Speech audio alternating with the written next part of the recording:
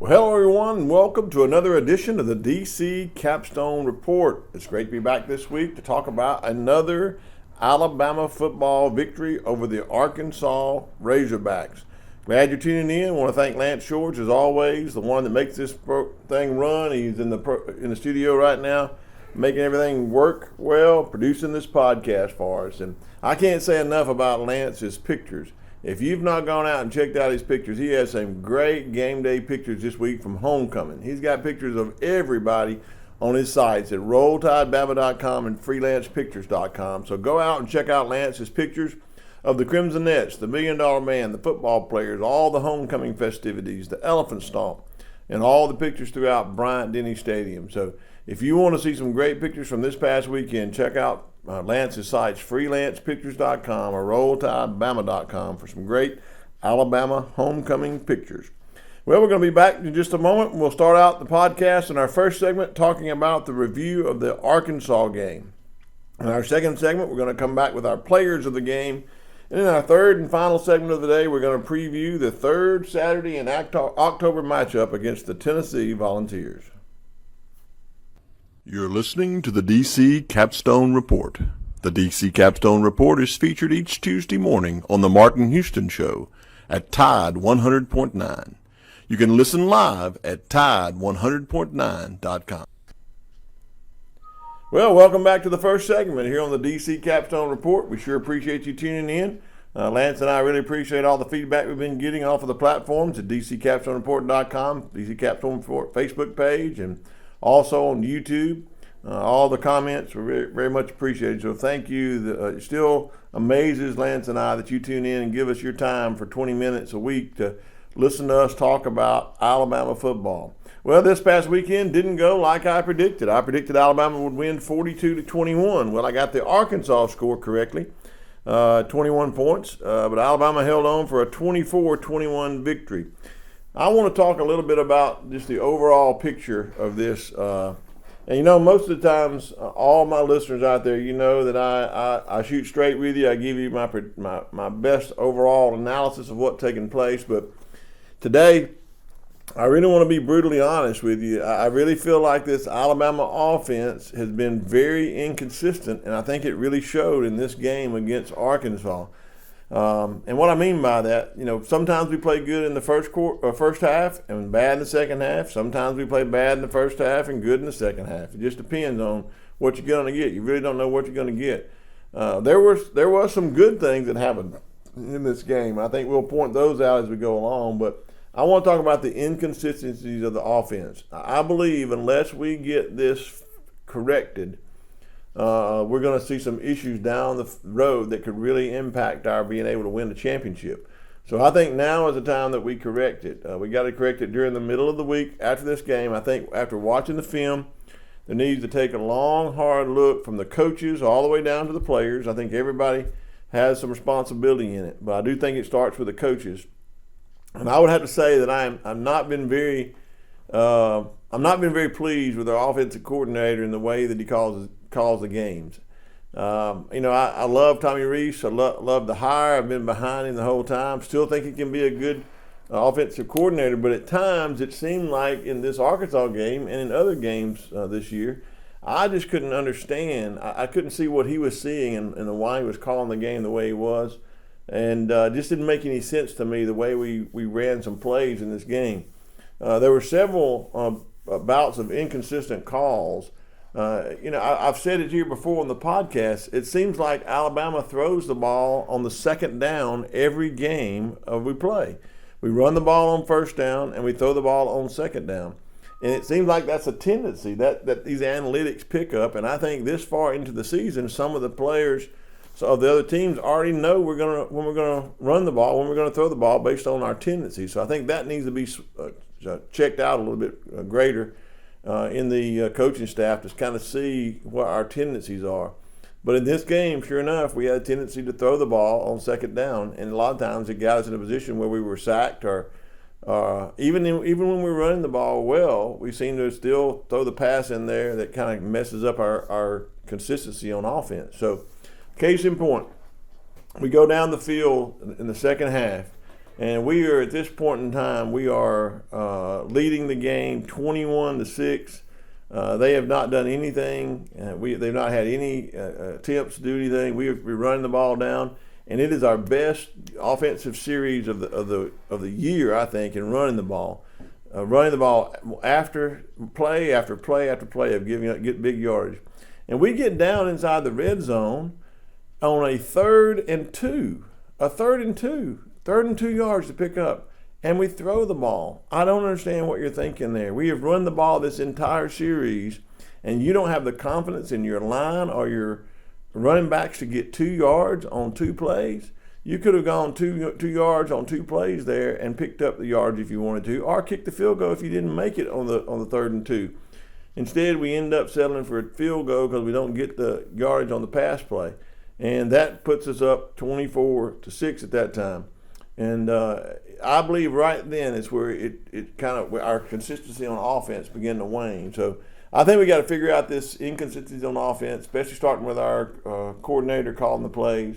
We got to run the ball, and I think the review of this Arkansas game is we were too inconsistent.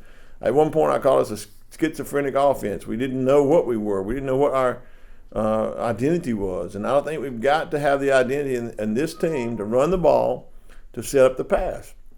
We're much better when we do that. And when we're running the ball and it's effective, don't go to the pass. Keep running the ball until they stop it. And don't quit running the ball when they do stop it. Keep running the ball until you know that they figured out what you're doing. I did like the idea of the different running plays. We did run a toss sweep. We did have a counter. I believe we had a draw in this game. So I think that's something that we need to do. I think that's a positive. So overall, on the offensive side of the ball, we did enough to win the game, but we were too inconsistent, I think, to put the game away. We lost our intensity on offense. Now, on defense, I think our defensive team did a great job in the first half of really setting the tone. Held Arkansas, did a great job without a touchdown, and did a great job. I think the turning point on defense came twofold. One, our offensive team couldn't stay on the field long enough to give them enough rest. We were getting off the field, throwing the ball a lot, and getting off the field with a lot more clock, not running the clock and not taking time, and that tired out our defense. But the turning point of the defense is Jalen Key's, after the play was over, face mask call that didn't get off the field on 3rd down. They extended that drive, gave them some life, gave them some momentum, and they turned it into several drives there that scored touchdowns and then 2-point conversions to cut it to 24-21. But our defense did have the resiliency that when the game was on the line to make that last push, to dig down deep, even though they were tired, and get that sack to end that drive that allowed us to continue making plays on offense to run the clock out. So I see a good part of our defense. I think we can play better. I think starting at 11 o'clock may have been an issue, but we're going to have to play better defensively and offensively if we expect to win the game next week against the Tennessee Volunteers. Well, welcome back to the podcast here, the DC Capstone Report. We're in the second segment now where we're going to look at our players of the game. But before we get to that, I want to remind you about our sponsors. I already talked a little bit about them, but freelancepictures.com and rolltidebama.com. Go out and check out those sites for some great Alabama content. And the sponsor that allows us to be with you each and every week this week on the DC Capstone Report is our sponsor, Karen Cottingham Realtor with the Williams Group at Keller Williams. She is able to do all your real estate needs all across the state of Alabama. If you need that condo here in Tuscaloosa, or you're looking for that house, or you want to list your house or sell your house, she's the one to call. It's 205-887-4008. Again, that's Karen Cottingham with the Williams Group at Keller Williams. You can check out her inventory and all of her listings at www.karen.thewilliamsgroupal.com. Again, that's Karen Cottingham, 205-887-4008 for all your real estate needs. Well, back here on the podcast in our second segment, we're going to take a look at our players of the game. Well, my player of the game on offense probably is not going to be the one that you think that I would pick, but I think it's the best pick, and I want to explain and tell you why I believe it is. And that's Roydell Williams, the running back. I think he had his best game by far in this game, the way he played. He had 7 carries for 68 yards for a 9.7 yard average. Almost a 10-yard average of touching the ball. He had a long run of 35 yards. what most impressed me is he picked up the blitz twice that allowed Jalen Milroe to make big plays down the field. Really love his play in blocking. Love his play in running hard nose down the field. And I think he deserves more touches. I love the fact that we got more backs into the rotation this time. Jace McClellan had a great game of 83 yards. Javon Miller had 40 yards on 4 carries, and Justice Haynes had a couple of carries that were really good. So all of our backs in this game averaged more than 5 yards a carry. Now that's good in your running game. The problem is we didn't run the ball enough. We needed to keep running it more. If you're averaging 5 yards a carry in your running game, folks, it doesn't take a rocket scientist to realize that if you run the ball 3 times, you will pick up a first down. So we need to run the ball to set up the big shots downfield, play action passes. And Roydell Williams is, I think, the back that gives us the best opportunity to do that because of his pass blocking skills. He can run the ball hard nose, and in this game he gave us a really good game in the Arkansas game. So on offense, my best player of the game is Roydell Williams. Now on defense, the defensive side of the ball, there were several people that we could have picked. Caleb Downs had another huge day with 7 tackles. Jalen Key stepped up and had 7 tackles, but and 1.5 tackles for loss. But he had that costly penalty. So I went on down the list. You got Deontay Lawson had a great game. Q Robinson had a really good game, both on special teams and on defense. Tresman Marshall, although he got injured, had a good game, and so did Chris Braswell. But I came down the list to find and settle on Justin Aboigbe as my defensive player of the game. And on this, the reason I did, he had 5 tackles in this game. He was credited for a half a sack and a half a tackle for loss, and he had 1 batted down pass breakup. He was all over the place on that defensive line, really imposing his will on the lineman, getting in the backfield, stopping the run, stuffing the lineman even into the quarterback. And he was able to jump up and deflect the passes. And we're talking about a 6'7" quarterback, and Justin Aboigbe got up really, really high to deflect the pass. He had that pass breakup as well. So really think he's coming on. Really think he's playing hard and playing strong. And so Justin Aboigbe is my defensive player of the game. On special teams in this game, I had to pick the punter, James Burnip. He comes off of a big injury. He comes off of an injury that it hurt him on his leg. It's a leg injury. It's something that really affects him. He comes off an injury in that game last week, and he comes into that game not knowing if he's going to be able to punt or not. And he goes on the field, and he punts 7 times for 349 yards. That's almost a 50-yard average. And he put 2 inside the 20, and he had a 60-yard punt for his long punt. So just overall, you can't really complain about the way that James Burnip is punting. Of all the people on the team, I think he may be the most improved at his position. He has really done a good job of picking his game up. So my player of the game on special teams is James Burnip, the punter. So just in review, player of the game on offense is Roydell Williams. On defense, Justin Aboigbe. And on special teams, the punter, James Burnip. Well, welcome back to the third segment here on the DC Capstone Report. It's great again to have everyone tuning in. I want to thank Lance Shores, freelancepictures.com, RollTideBama.com, and of course our sponsor, Karen Cottingham, a realtor at the Williams Group of Keller Williams right here in Tuscaloosa, for being our sponsor of the program. Here we are. Get to preview the upcoming game against the Tennessee Volunteers. We call it the third Saturday in October because it genuinely played on that game. So this Saturday, October 21st, right here in Bryant-Denny Stadium, Alabama gets an opportunity to take on Tennessee. Tennessee is a good team. Tennessee team beat us last year. It stopped a big win streak for Alabama over Tennessee. They beat us there in Knoxville Stadium, and they have had a field day ever since beating us about how they were going to establish the winning tradition again at Tennessee. Well, they come into Bryant-Denny Stadium, and they're catching us at a time where we're not playing our best. And so we're having some issues here, and they feel that. So I think it's kind of like a shark when there's blood in the water. You want to get everybody hyped up, all of their teams hyped up, their coaches are hyped up, their fan base is hyped up that they want to come in and win a game in Bryant-Denny Stadium. And this has always been a close game in the past. Sometimes we've had to win on the last play a couple of times here, where we've had to knock a ball out, where we've had to block a punt, block a field goal. So this could be a close game. Tennessee brings a team in here that's ranked nationally in defense, in 2 or 3 in every position in defense. They are built to rush the passer, which is our weakness in blocking. So our first matchup we need to watch for in this game is our offensive linemen against their pass rushers. Our offensive linemen are going to have to block, and we're going to either have to slide somebody over there to help them to block when we pass the ball, or we're going to have to catch them in so much rushing that we take advantage of that by running screens and draws in this game. So watch for our offensive linemen. They're going to have a better game to protecting the quarterback in this game if we're going to have a chance against this Tennessee defense. Another thing to watch for is that we're going to have to establish the run. Will Alabama finally establish a running game and stick with it enough in this game to make a difference in the passing game?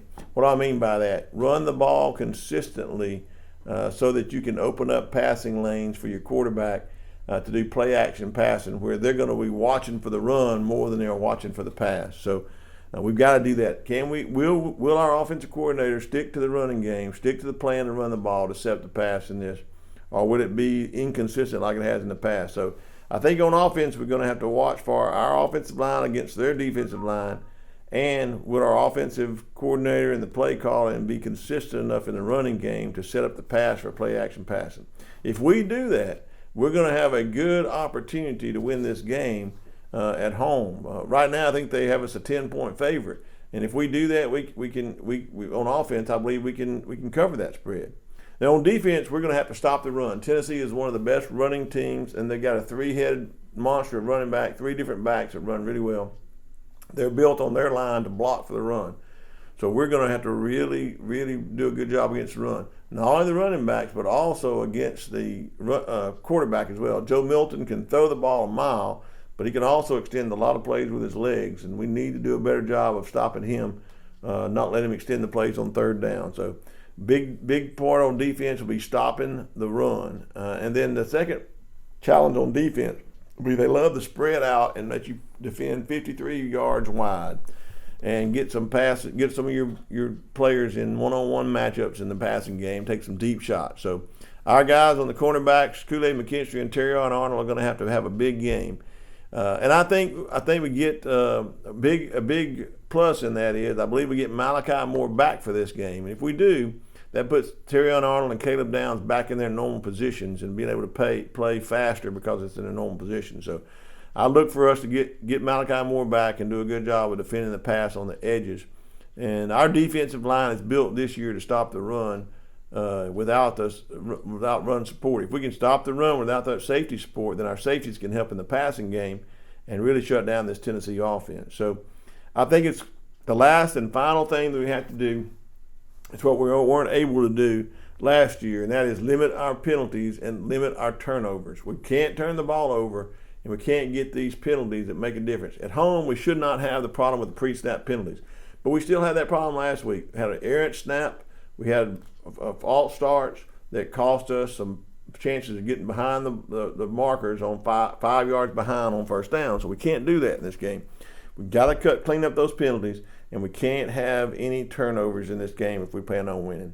Well, I believe Alabama goes out here with a little bit of revenge. I think they get a really good butt chewing this week from Coach Saban in practice that gets them ready for this game. And I think after this game, all the Alabama fans and all the Alabama players are going to be lighting up those cigars that Jimmy Goosetree started years ago, that tradition of getting a victory cigar against Tennessee. And I think Alabama comes out of this a big winner, covering the spread, Alabama 35, Tennessee 24. Well, that's it for the DC Capstone Report this week. I want to thank again Lance Shores for all his work on this podcast. It couldn't be possible without him being the person in the studio that produces all these podcasts. I want to thank Lance for doing that. Check out RollTideBama.com, FreelancePictures.com, and Karen Cottingham, our sponsor, the realtor right here at the Williams Group, Keller Williams in Tuscaloosa, 205-887-4008. Thanks, everyone. I hope you enjoyed the podcast this week. Go out there and like it and share it. Comment. Tell us what you think. And we'll be back here next week to again with the DC Capstone Report. So we hope you all will tune in. So that's all for today. This is DC signing off with a big roll tide.